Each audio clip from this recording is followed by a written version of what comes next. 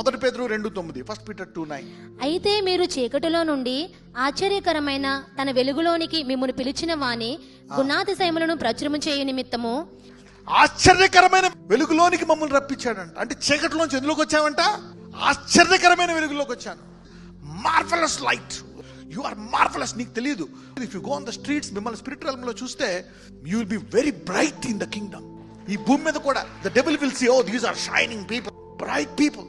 You don't know. ఇంకోటి ఏంటంట, రాజులైన యాజక సమూహం, రాయల్ ప్రీస్ట్హుడ్.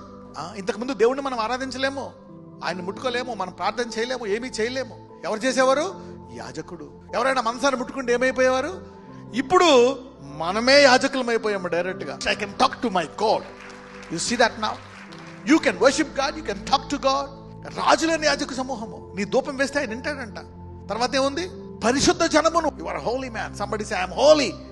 దేవుని సొత్తైన ప్రజలుడే ఉన్నారండి. ఏమని అంటారంట? దేవుని యొక్క సొత్తు. We are God's people. ఈ వాక్యం తర్వాత చాలా మందికి అనేక ఆటంకాలు పోతాయి. చాలా మంది మళ్ళా తెల్లగా కడగబడి మళ్ళా నూతన మార్గంలోకి వెళ్ళిపోతారు. ఇరుకు ద్వారా అటు ఇటు అన్ని రోడ్ రకరకాల బాటల నుంచి మళ్ళీ అందరూ ఈ రోజు హైవే ఎక్కుతున్నారు. ఈ రోజు entering into highway today. Talk to number and say congratulations, you are entering into new highway.